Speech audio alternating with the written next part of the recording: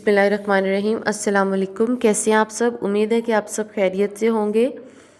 जी, आज हमारा ग्रामर की किताब क़ाइदो इंशा खोल लीजिए और सफ़ा नंबर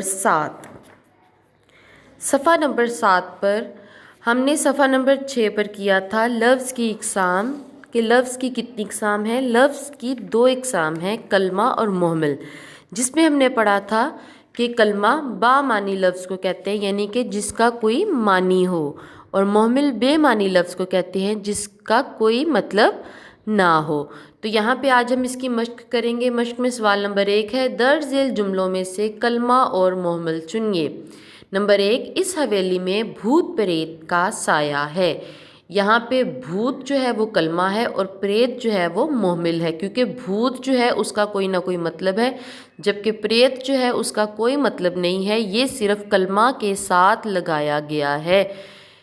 नंबर 2 है, आज घरों में पानी वानी भी नहीं आता। पानी कलमा, वानी मुहम्मिल।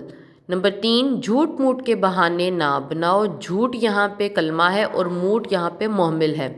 नंबर 4, सचमुच ये खिलौना बहुत महंगा है। सच यहाँ पे कलमा है और मुच यहाँ पे मुहम्मिल है। नंबर 5, मुर्गियाँ दाना दुनका चुग रही हैं। कलमा यहाँ पे दाना है और मुहम्मिल दुनका है। इसी तरह सवाल नंबर 2 है, दर्ज झेल तस्वीर को देखकर ऐसे जुमले बनाइए जिनमें कलमा और मुहम्मिल दोनों का इस्तेमाल हो।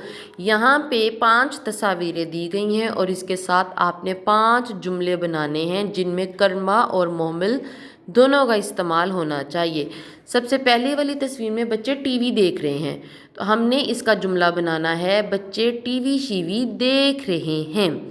नंबर 2 है, 2 लड़के आपस में बात कर रहे हैं, तो हम इसका कलमा और मुहम्मिल साथ कैसे बनाएंगे? लड़के बातचीत कर रहे हैं। नंबर 3 है, यहाँ पर बच्चे खेल रहे हैं। अब यहाँ पे जुमला बनेगा, बच्चे खेल कूद कर रहे हैं। नंबर 4 है, औरत बावर्ची खाने में काम कर रही है या खाना पका रही है, तो इसका जुमला बनेगा कलमा और मुहम्मिल को मद्देनज़र रखते हुए, बाजी खाना वाना पका रही हैं।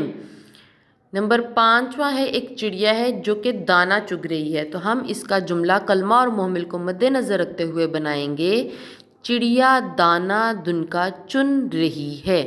तो इसके साथ ही आपकी कलमा और मुहम्मिल का जो टॉपिक है लफ्ज़ की इक़साम का, वो ख़त्म हो जाएगा। आपने इस टॉपिक को अच्छे तरीके से याद करना है और इसे याद करके अपनी किताब सफ़ा नंबर 7 पर लिख लेना है। अपना बहुत ज़्यादा ख्याल रखिएगा। अल्लाह हाफ़िज़।